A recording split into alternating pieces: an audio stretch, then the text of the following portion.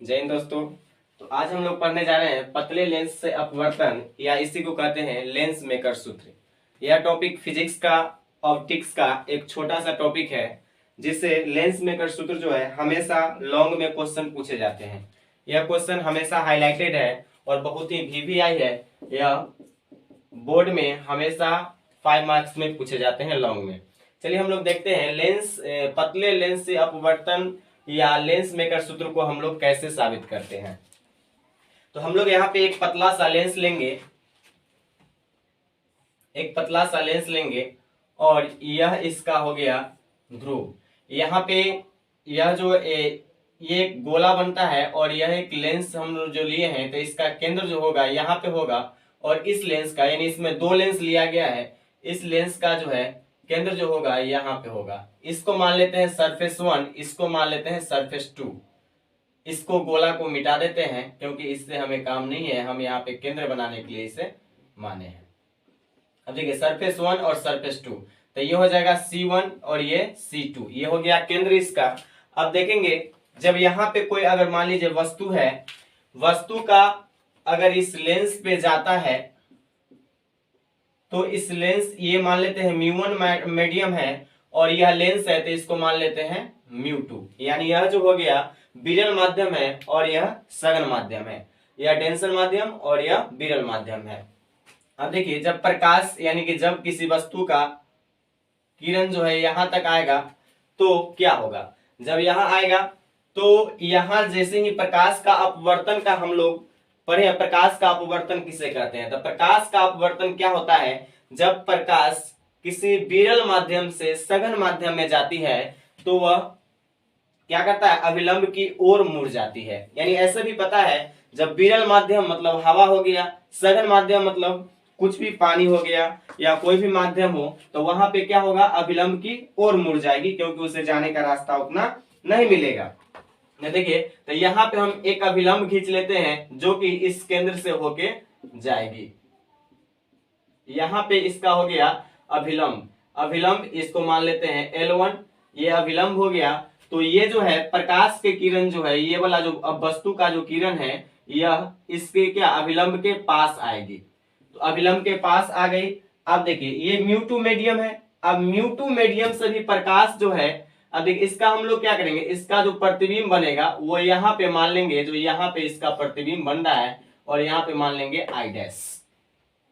दूसरा देखते हैं जब यह μ2 मीडियम में सघन माध्यम में है और इधर भी क्या है μ1 मीडियम है, जब यह इससे जब अपवर्तन होगा यानी जब μ2 से μ1 में अपवर्तन होगा तो यहाँ पे एक अभिलंब खिंचाएगा यानी, और यह अभिलंब से क्या होगा, दूर होगा क्योंकि अब कहाँ आ रहा है, सघन माध्यम से विरल माध्यम में प्रकाश आएगी। तो सघन माध्यम से जब विरल माध्यम में प्रकाश आएगी तो अभिलंब ये हो गया, अभिलंब से दूर आएगी यानी वस्तु का जो इमेज है रियल में वह बनेगा यहाँ और प्रतीत हो रही है यहाँ पे, इसलिए इसको मान लिए I' और इसको मान लिए I।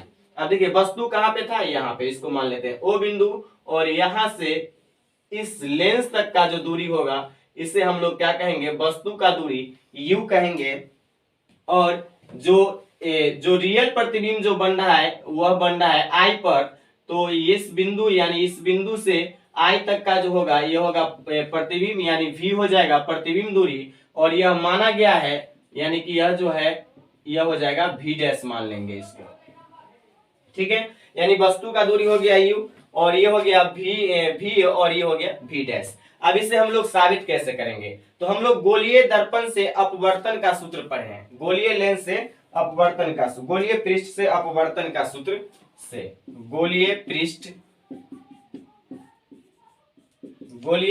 से अपवर्तन के सूत्र के अनुसार, गोलीय पृष्ठ के सूत्र के अनुसार गोलीय पृष्ठ का सूत्र क्या होता है। देखिए गोलीय पृष्ठ का सूत्र हम लोग पढ़े होंगे, गोलीय पृष्ठ से अपवर्तन जब कराए होंगे एक गोलीय पृष्ठ से, तो वहां पे पढ़े होंगे μ2 बट्टा V माइनस μ1 बट्टा U बराबर ये हो जाता है μ2 माइनस μ1 बट्टा में R।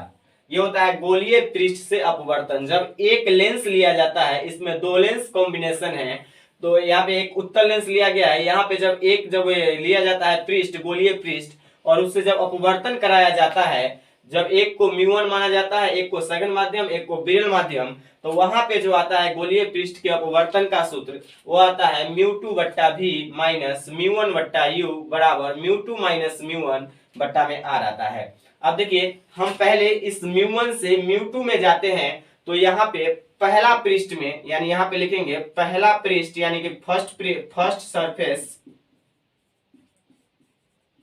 सरफेस यानी कि पहला पृष्ठ में गोलीय पृष्ठ का अपवर्तन, पहला पृष्ठ में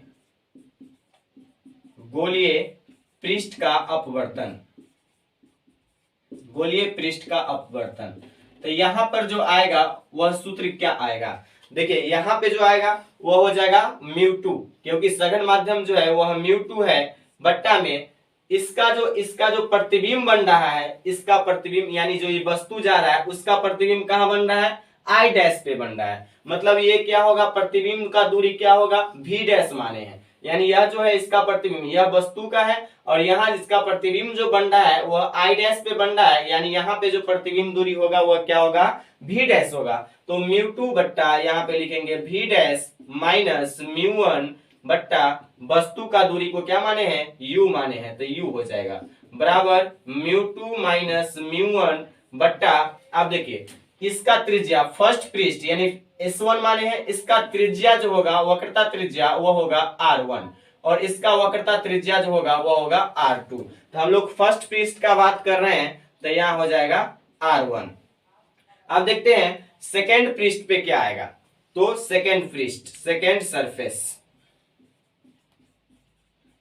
सरफेस यानी दूसरा पृष्ठ में गोलीय पृष्ठ का अपवर्तन, गोलीय पृष्ठ का अपवर्तन। यहाँ पे क्या आएगी, यहाँ पे क्या आएगी, गोलीय पृष्ठ का दूसरा सरफेस में गोलीय पृष्ठ का।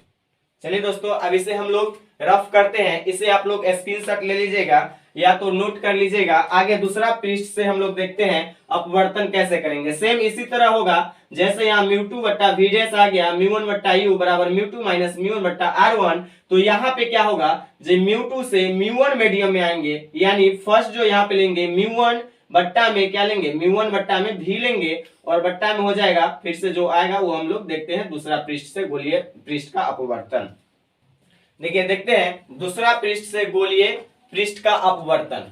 अब देखिए यहाँ पे हम लोग जा रहे हैं μ2 से μ1 में, यानी यहाँ पे होगा μ1 बट्टा इसका इमेज कहाँ पे बन रहा है, इसका इमेज बन रहा है, यानी इससे जो है μ2 से जब μ1 में गए थे तो इसका इमेज रियल बना था, यानी कि हम इसको माने थे v, तो यहाँ देंगे v माइनस μ2 यानी μ2 मीडियम में पहले लिखा था है μ1, यानी कि जहाँ यहाँ पे लिखे थे μ2 पहले डेंसर मीडियम लिखे थे, जहाँ पे अपवर्तन होता है वो मीडियम पहले देते हैं, तो इसमें भी अपवर्तन हुआ μ1 में, तो यहाँ दे दिए μ1 बट्टा v, और हो जाएगा μ2 बट्टा में क्या होगा, तो अब जो ऑब्जेक्ट का काम कर रहा है, वस्तु का काम कर रहा है, वह क्या कर रहा है, इस लेंस वाला कर रहा है, यानी इसका जो दूरी है लेंस का, यानी ये जो दूरी वस्तु का दूरी का काम कौन करेगा, v डैश करेगा, यानी यहाँ पे हो जाएगा v डैश बराबर μ1 माइनस μ2, अब बट्टा में क्या हो जाएगा R2।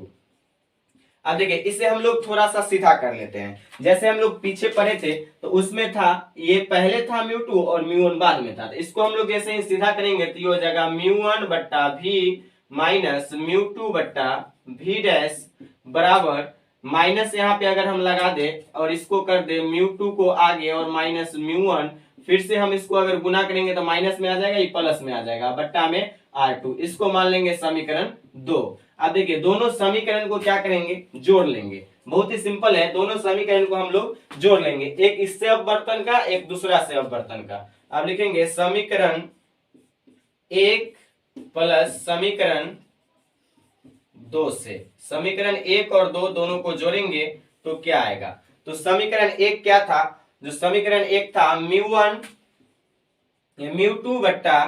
μ2 बट्टा उसका इमेज कहां बन रहा था, v डैश पे, तो v डैश, और माइनस था μ1 बट्टा उसका वस्तु का दूरी u था, तो u था, और यहाँ पे जो है प्लस हो जाएगा μ1 बट्टा v माइनस μ2 बट्टा v डैश बराबर वहां पे जो आया था वो आया था μ2 माइनस μ1 बट्टा r1 आप प्लस में हो जाएगा माइनस लग जाएगा यहाँ पे और यहाँ पे लिखेंगे μ2 माइनस μ1 बट्टा में r2। अब इसे हम लोग ऐड करेंगे तो क्या आएगा, इसे जोड़ने पे क्या आएगा। देखिए दोस्तों, तो यहाँ पे क्या आ गया μ2 यानी कि ये समीकरण जो एक था वह समीकरण एक था μ1 बट्टा v डैश माइनस μ1 बट्टा u μ2 बट्टा v डैश माइनस μ1 बट्टा u। और समीकरण दो जो है यह है μ1 बट्टा v माइनस μ2 बट्टा v डैश। और समीकरण एक में जो RHS था वह था μ2 माइनस μ1 बट्टा r1। अब प्लस में हो जाएगा समीकरण दो जो है μ2 माइनस μ1 बट्टा r2। ये दोनों को हम लोग ऐड करेंगे तो क्या, देखिए दोस्तों, तो हम लोग देखे पीछे ये दोनों को अब हम लोग क्या करेंगे, जोड़ेंगे। LHS से LHS को, RHS से RHS को, समीकरण एक और दो को दोनों को जोड़ेंगे। तो यहाँ पे देखिए μ2 बट्टा v डैश μ2 बट्टा v डैश प्लस माइनस दोनों कट जाएगा। यहाँ पे आ जाएगा μ1 बट्टा v माइनस μ1 बट्टा u बराबर आएगा, देखिए μ2 माइनस μ1 μ2 माइनस μ1, इसको हम लोग बाहर खींच लेंगे यानी कि कॉमन कर लेंगे। तो कॉमन कर लेंगे तो अंदर में बच जाएगा 1/r1 माइनस 1/r2। अब देखिए यहां से हम लोग इसमें से μ1 को बाहर निकाल सकते हैं। μ1 को जब बाहर निकालेंगे यानी μ1 को कॉमन लेंगे तो μ1 को कॉमन लेंगे तो बच जाएगा 1/v माइनस 1/u बराबर μ2 minus μ1 into 1/r1 minus 1/r2। अब यहां से क्या करेंगे, इसको भाग में ले आएंगे। यहाँ पे इसको जब हम लोग डिवाइड में लाएंगे तो ये हो जाएगा 1/v minus 1/u equal to μ2 minus μ1 बट्टा में μ1 और इंटू 1/r1 माइनस 1/r2। अब देखिए यहां से हम इसको क्या कर सकते हैं, दोनों में जैसे एलसीएम लिया हुआ है तो यहाँ μ2 बट्टा μ1 माइनस μ1 बट्टा μ1 लिख सकते हैं। और 1/v माइनस 1/u को हम लोग क्या कहते हैं, 1/f कहते हैं, फोकस दूरी, जो हम लोग लेंस का सूत्र जानते हैं। लेंस का सूत्र से क्या होता है, लेंस का सूत्र होता है, लेंस फार्मूला 1/f बराबर 1/v माइनस 1/u होता है। तो यहां से हम लोग 1/v माइनस 1/u के जगह 1/f रख सकते हैं। बराबर आएगा, इसको लिखेंगे तो इसको लिखेंगे μ2 बट्टा μ1 माइनस 1, कैसे, तो इसको बट्टा में कर दिए दोनों के, और इंटू 1/r1 माइनस 1/r2। यहां से हम लोग इसको लिख सकते हैं μ2 बट्टा μ1 को म्यू लिख सकते हैं या n लिख सकते हैं या कुछ भी यहाँ पे हम लोग लिख सकते हैं। यहाँ से हो जाएगा 1/f बराबर, यहाँ हो जाएगा μ1 या 2 minus 1 into 1/r1 minus 1/r2। और इसे ही हम लोग लेंस सूत्र कहते हैं। इसे हम लोग क्या कहते हैं, लेंस फार्मूला कहते हैं, लेंस फार्मूला। देखिए यह साबित हो गया लेंस फार्मूला 1/f बराबर μ1 minus 1 into 1/r1 minus 1/r2। देखिए यह 5 मार्क्स में हमेशा बोर्ड एग्जाम में क्वेश्चन पूछा ही जाता है। यह हमेशा एक साल बीच करके हो या रेगुलर भी पूछ लिया जाता है, इसलिए इसको ध्यान में देख लेंगे, अच्छे से देख लेंगे। और मेरे वीडियो अगर अच्छे लगे हो तो please like, subscribe and share कर देना। ना हो गया।